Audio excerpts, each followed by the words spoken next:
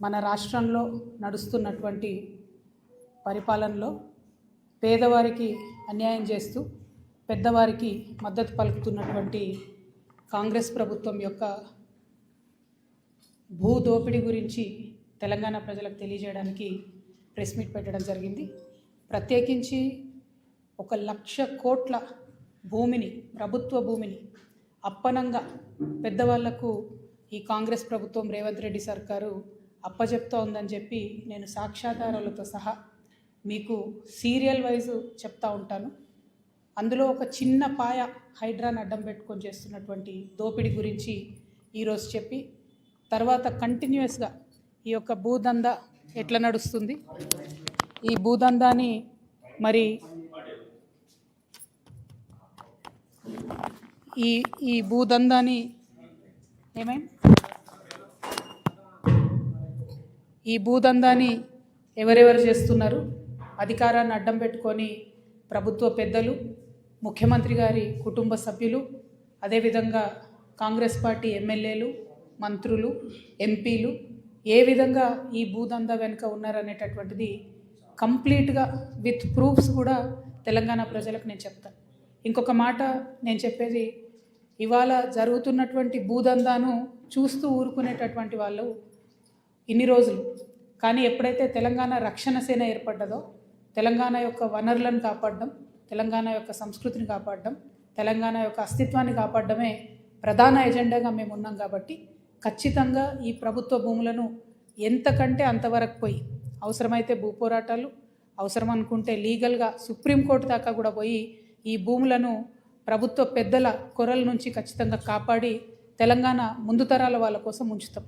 ఎందుకంటే ఇవాళ మీరు ఈ ప్రభుత్వ వైఖరి చూసినట్టయితే కంప్లీట్గా ఎక్కడ అప్పులు దొరుకుతలేవని చెప్పి ఉన్న భూములన్నింటినీ కూడా అమ్ముకుంటూ హెచ్ఎండిఏ లేఅవుట్ల కింద, అనేక లేఅవుట్ల కింద ఉన్న భూములన్నీ కూడా అమ్ముకుంటూ ఉన్నారు.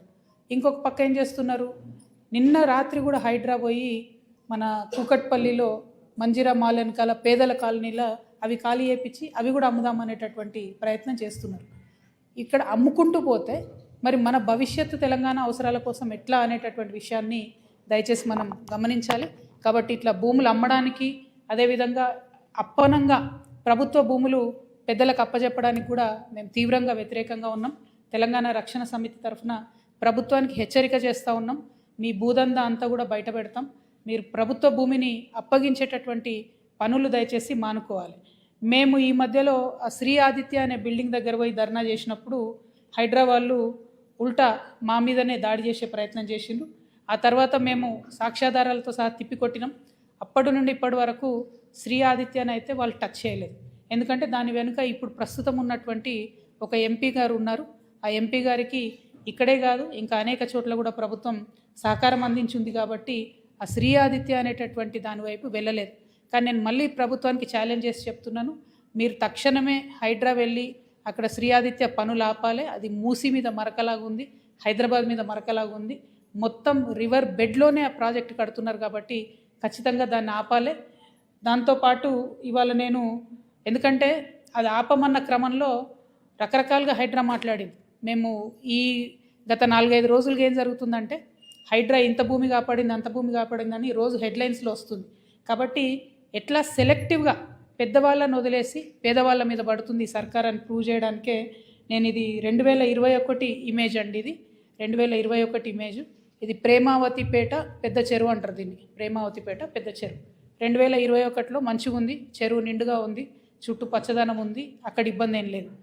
దీన్ని అప్పుడు బీఆర్ఎస్ ప్రభుత్వ హయాంలోనే పర్మిషన్స్ ఇచ్చిరు. దీనికి 2023 నాటికి చెరువులోకి అప్పటికే 7 ఎకరాల దగ్గరగా కబ్జాకి వచ్చేసినారు. అది మీరు చూస్తుంటే మీకు అర్థమవుతుంటుంది. ఇది మేము డిజిటల్ రూపంలో కూడా మీకు ఇస్తాము, తర్వాత కూడా చూపించడానికి ఈజీగా ఉంటుంది. ఇక ఇప్పుడు ప్రస్తుతం ఉన్న పరిస్థితి లేటెస్ట్ మా దగ్గర ఉన్నవి 2025 ఇమేజ్. ఓకే, ఇది 2024 ఇమేజ్.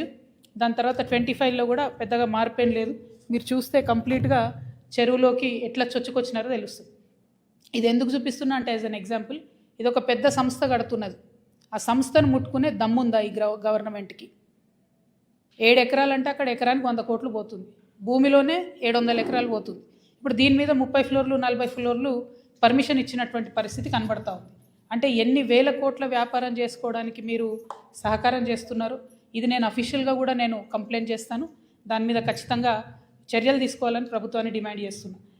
ఈ భూమిలో ఓన్లీ హైడ్రాదే కాదు, చెరువు కబ్జానే కాదు, మొత్తం పాత ఊరి నక్ష ఏదైతే ఉందో దాన్ని మొత్తం మార్చేసి ఒక 8-9 రకాల రెవెన్యూకి సంబంధించినటువంటి తప్పులున్నా కూడా ప్రభుత్వం చూసి చూడనట్టుగా ఉంది. ఇవన్నిటిని కూడా పెట్టుకొని మేము తప్పకుండా చెప్పడం జరుగుతుంది.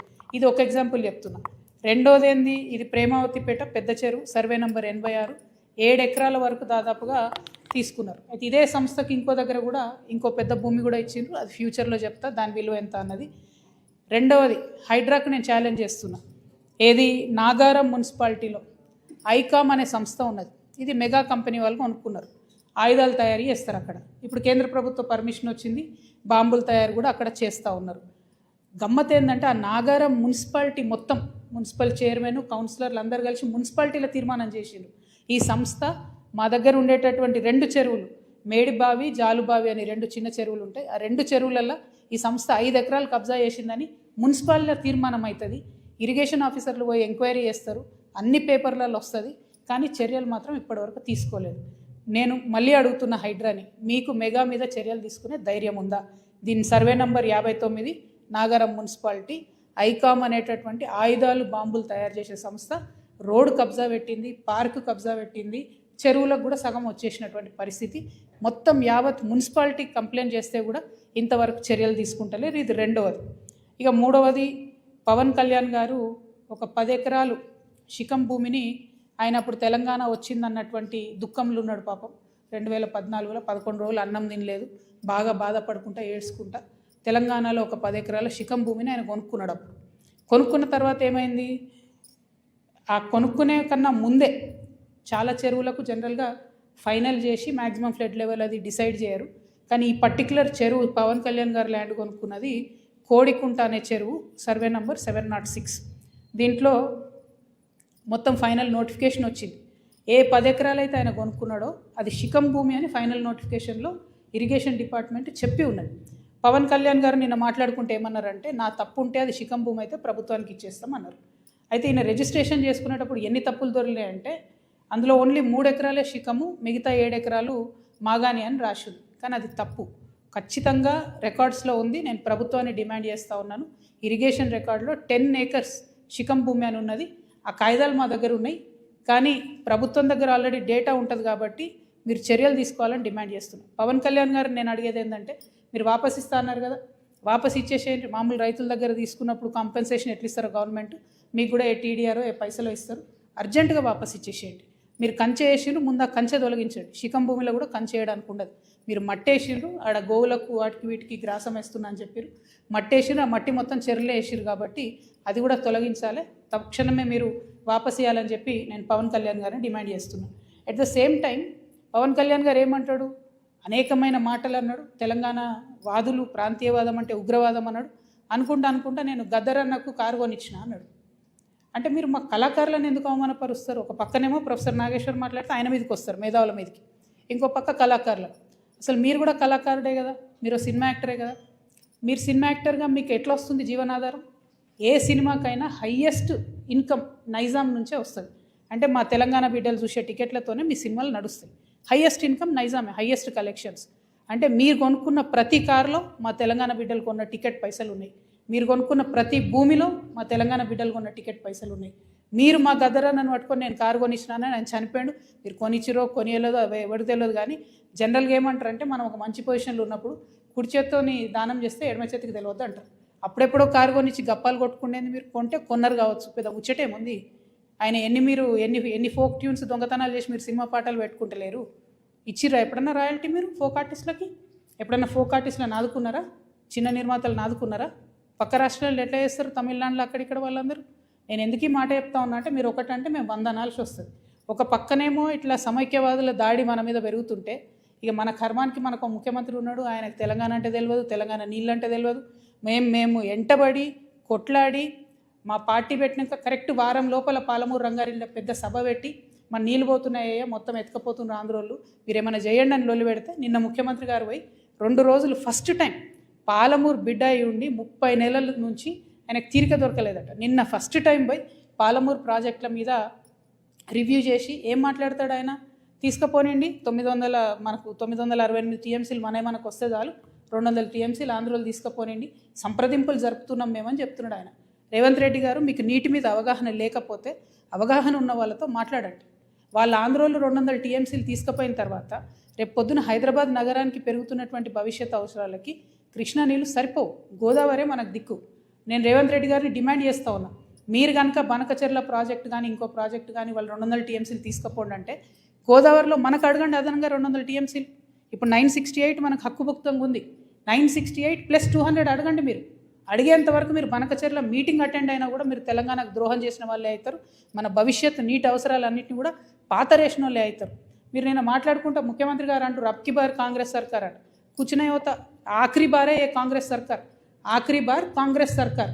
కాంగ్రెస్ పార్టీ ఇంక 20 ఏళ్ళు తెలంగాణలో రాకుండా తెలంగాణ మీద, తెలంగాణ వాదం మీద, తెలంగాణ వనరుల మీద, తెలంగాణ భూముల మీద బందిపోట్లు పడ్డట్టు పట్టుకొని దోసుకొని తింటా ఉన్నారు మీరు, మీ కుటుంబ సభ్యులు, మీ ఎమ్మెల్యేలు. నిజంగా ఘోరం ఏంటంటే ఈ దోపిడీకి అప్పుడు బీఆర్ఎస్ పార్టీలో దారులు తెరిస్తే, కిటికీలు తెరిస్తే ఇప్పుడు వీళ్ళు తలుపులు తెరిచి ఏకంగా దోసుకొని పోతున్నారు. అప్పుడు కేటీఆర్ పాలనే నడిచింది, ఇప్పుడు కేటీఆర్ పాలన నడుస్తుంది. అప్పుడు కేటీఆర్ అంటే ఏంటంటే కేసీఆర్ గారు, తన్నీర్ హరీష్ రావు గారు, రామారావు గారు. ఇప్పుడు కేటీఆర్ అంటే ఏంటంటే కొండలరెడ్డి, తిరుపతి రెడ్డి, రేవంత్ రెడ్డి. అప్పుడు ఇప్పుడు సేమ్ పరిపాలన నడుస్తుంది తప్పితే వేరే ఏం మారలేదు. దోపిడీ మారలేదు, పెరిగింది, రాచబాట పట్టింది దోపిడీ. ఈ 1,00,000 కోట్ల కాంగ్రెస్ దోపిడీని ఖచ్చితంగా ఆపుతాం. ఆ 1,00,000 కోట్ల తెలంగాణ భూమిని కాపాడుకొని తీరుతాం. ఎట్లయితే వెలుగుమట్లలో పేద ప్రజల భూములు కాపాడినామో అట్లనే తెలంగాణ వ్యాప్తంగా ఉన్నటువంటి అన్ని జిల్లాల్లో మీ దోపిడీని గమనిస్తున్నాం, ఎవరు గమనిస్తలేరు అనుకోవద్దు. ఖచ్చితంగా మా వనరులను మేము కాపాడుకుంటాం. సీరియల్ లెక్క ఈ 1,00,000 కోట్లు ఎక్కడెక్కడ దోపిడీ చేస్తారో చెప్తా నేను. ఇవాళ ఈ లేఖను మళ్ళీ ఒకసారి చూపించాలి దయచేసి. Thank you. జై తెలంగాణ.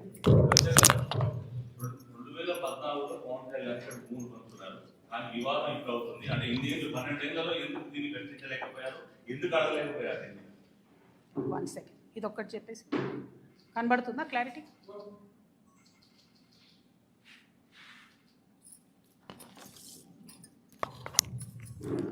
పవన్ కళ్యాణ్ కానీ ఎవరు కానీ భూములు కొనుక్కున్నా, అది రిజిస్ట్రేషన్ చేసుకున్నా, వాటి ఫైనల్ డీటెయిల్స్ తెలిసేంత వరకు మీకు తెలిసి నేను ఎక్కువ మాట్లాడను.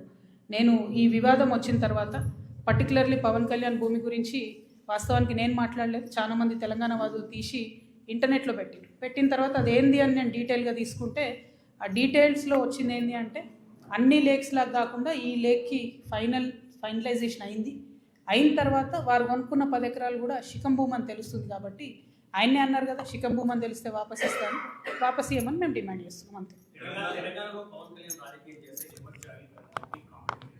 ఏమో తెలంగాణ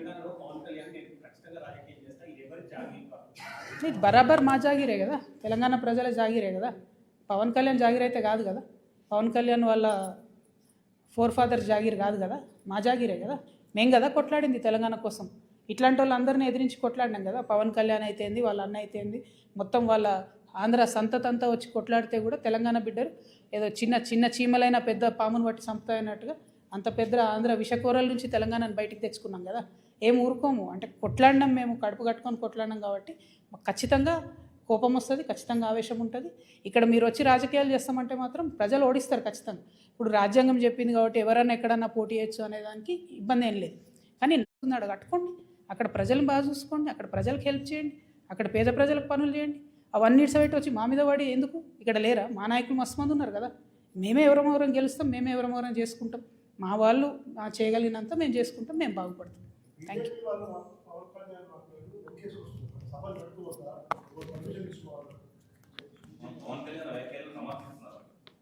అంటే బీజేపీ వాళ్ళకి ఎవరు లీడర్ లేరు, వాళ్ళు ఏదో పవన్ కళ్యాణ్ వస్తే 2 ఓట్లు వస్తాయి అనుకుంటున్నారు.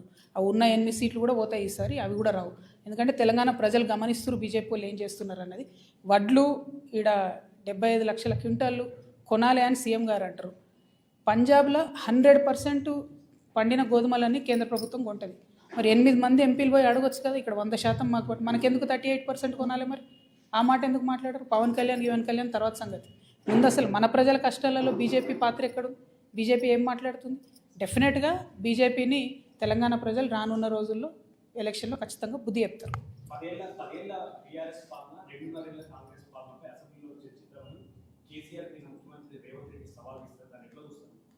ఏమొస్తుందండి, ఇంతకుముందు వాళ్ళు సవాళ్ళు వేసుకున్నారు, ఒకసారి ఒక ఆయన వస్తే ఇంకొక ఆయన రాడు, ఇంకోసారి ఇంకొక ఆయన వస్తే ఇంకొక ఆయన రాడు, అందరు కలిసి మాట్లాడుకుంటే కాసేపు తిట్టుకుంటారు, మనకు ఎంటర్టైన్మెంట్ తప్ప రిజల్ట్ ఏముండదు అందులో.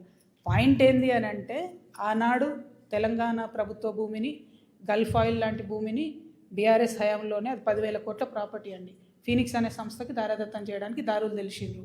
ఆనాడు ఇదే ముఖ్యమంత్రి గారు మాట్లాడినరు, ఎట్లు ఇస్తారు అట్లా ఎట్లు ఇస్తారని. ఇవాళ ఆయన్నే ఇంకొంచెం మంచిగా మార్గం సుగమం చేసి ఆనాడు 50 ఎకరాలు రిజిస్ట్రేషన్ అయితే ఈయన ఇంకా ఇవాళ 100-150 ఎకరాలు మిగతా ఉంది, దాంట్లో ఇంకో 200 ఎకరాలు లేదు, అది మొత్తం ఈయన ఇవ్వడానికి ఈయన దారులు తెరిచింది. మేము మాత్రం 1 ఇంచు తెలంగాణ జాగా కూడా పోనీయము. ప్రభుత్వ భూమిని రక్షించేటటువంటి బాధ్యత తెలంగాణ రక్షణ సేన తీసుకుంటాం. ఎట్లా అయితే మేము పోయి అక్కడ గట్టిగా పాలమూరు రంగారెడ్డి ఏమైందంటే ముఖ్యమంత్రి గారు పోయి 2 రోజులు అక్కడ కూర్చొని మాట్లాడి చర్చించి రావాల్సి వచ్చిందో, కానీ అట్లనే రేపటి నాడు భూములు కూడా ఖచ్చితంగా అదేవిధంగా కాపాడుకుంటాం. నేను చెప్తున్నది, will go to any length, కోర్టుకైనా పోతాం, భూపోరాటమైనా చేస్తాం, ప్రాణమైనా అడ్డేస్తాం. కానీ ఎందుకంటే ఫ్యూచర్ జనరేషన్కి ఉండాలి కదా. భూమి ఏముంది సంపద మన దగ్గర, ఉన్న భూమి అంతా అమ్ముకుంటే 1,00,000 కోట్ల భూమి ప్రైవేట్ వాళ్ళ చేతులకు పోతే ఫ్యూచర్ ఎట్లా, మనకు తెలంగాణకు ఆస్తులు ఎట్లా, వనరులు ఎట్లా? డెఫినెట్గా వాటి కోసం ఫైట్ చేస్తాం, గోదావరి వాటర్ కోసం కూడా ఫైట్ చేస్తాం. Thank you.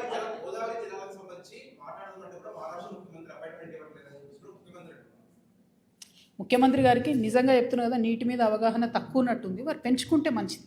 ఎందుకంటే ఆయన ఓపెన్గా ఏం చెప్తున్నాడు, ఈ మహారాష్ట్రనేమో పర్మిషన్ ఇస్తలేదు అంటున్నాడు. అది రాదని తెలుసు ఆయనకు, ఎందుకంటే మహారాష్ట్ర ముఖ్యమంత్రి గారే స్వయంగా అక్కడ కూర్చొని తుమ్మిడిహెట్ అనే ప్రాజెక్ట్ ఎత్తు పెంచొద్దు అని ఆయన ధర్నా చేసినటువంటి వ్యక్తి. ఆయనతోని కేసీఆర్ గారు ఎంత ట్రై చేస్తానో లాస్ట్కు హైట్ తగ్గించుకొని ఒప్పుకొని రావాల్సి వచ్చింది. ఇప్పుడు ఈయన కాదే పనిని ఏదో చేస్తున్నట్టు బిల్డప్ ఇవ్వాలని చూస్తున్నారు. ఆయన ఇస్తలేడు అపాయింట్మెంటు ఇక్కడ, మరి ఈ రాష్ట్ర ముఖ్యమంత్రి మీకు ఇస్తలేడా, ఏపీ ముఖ్యమంత్రి మీకు ఇయ్యడా, మీ గురువు గారే కదా. ఆయన దగ్గర పోయి మాట్లాడుకొని మాకు 200 టీఎంసీలు అదనంగా ఇచ్చినాకనే మీరు 200 టీఎంసీ బనకచర్లు కట్టుకోవాలని అడగాలి కదా. జరిగే పనేమో చేయరు, కాని పనేమో చేస్తున్నట్టు బిల్డప్ ఇస్తారు. బేసికలీ అందుకే అంటున్నా, ఈ ఆఖరి బారే కాంగ్రెస్ సర్కార్, కాంగ్రెస్ పార్టీని మంచిగా 20 ఏళ్ళ దాకా బొందబెట్టడానికి వచ్చారు రేవంత్ రెడ్డి గారు. Thank you. జై తెలంగాణ.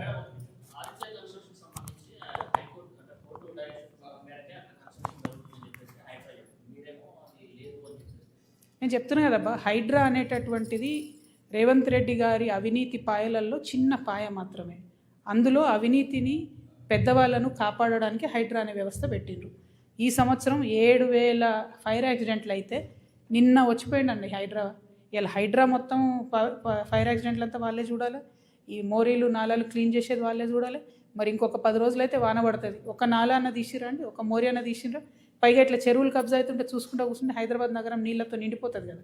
శ్రీ ఆదిత్య అనేది 1000కి 1000% తప్పు ప్రాజెక్టు. అది మూసీ నది గర్భంలో కడుతున్నారు. మూసీ నది గర్భశోకం ఎవరికి మంచిది కాదు. నేను ప్రభుత్వానికి చెప్తున్నాను, హెచ్చరిక చేస్తున్నాను, శ్రీ ఆదిత్య పనులు ఆపండి. మీరు ఆపకపోతే మేము లీగల్గా కూడా పోతాం.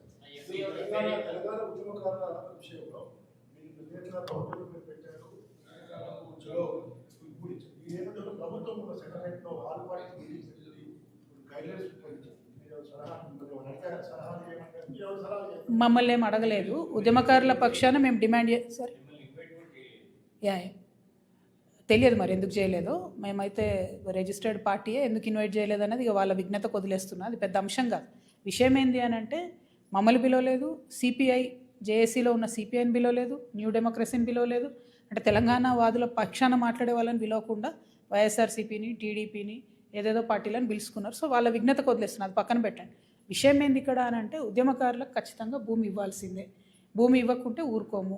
నాదర్గుల్లో ఏదైతే 300 ఎకరాల 200 ఎకరాల ల్యాండ్ కబ్జా అయిపోతుందో ప్రైవేట్ వాళ్ళకు, వీళ్ళు వినలేదనుకోండి, ఇలా ఉప్పల్ బగాయత్తుకోతాం. రేపు ఈ ప్రభుత్వ భూములు ఏవైతే పెద్దవాళ్ళకు పంచుతున్నారో ఆ భూములు ఉద్యమకారుల కోసం ఆక్రమించుకోవడం జరుగుతుంది. Thank you. జై తెలంగాణ.